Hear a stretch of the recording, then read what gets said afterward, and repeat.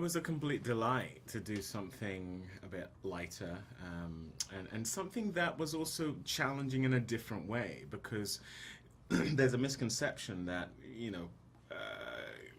comedy as opposed to more dramatic work is easier or not as testing as it comes to whatever talents you have. But I found this to be a wonderful challenge, not least because it had comedic elements, but because it has elements of action. It has drama to it. With the way we did it, there's a social commentary element as well. And so all of those things, you have to really strike a balance tonally, and that was something Nash was very aware of. But every actor has to buy into the same tone, otherwise the film is going to fray with different approaches. And so that was something that was also a wonderful challenge, and something I really relished. One of the biggest obstacles he faces is his own denial about his situation.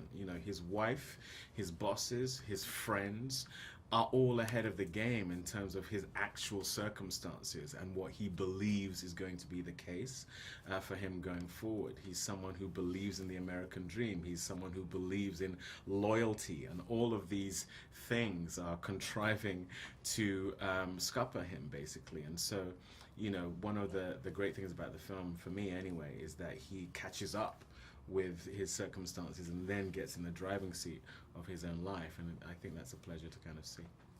There's a lot of movies that I've done that people think are dramatic that I actually think are quite funny.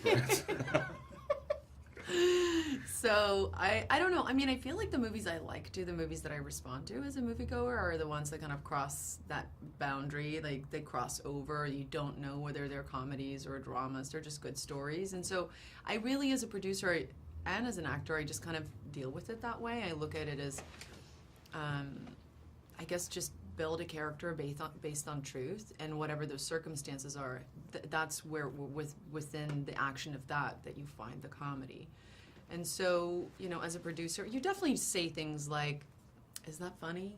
Like, you do a bit of that, but then I find I do that when I do drama too, because I just hate straightforward drama. I feel like life isn't just drama or just comedy. I think it's always a little mixture of all of that stuff. I liked how outrageous this character was. I think for me it was also just the fact that I got to play her with this ensemble cast. I think that was exciting to me, almost more so than just playing this woman. I always kept thinking about her with everybody else and going, God, that's what makes her so funny, is that she's in this world with all of these other people.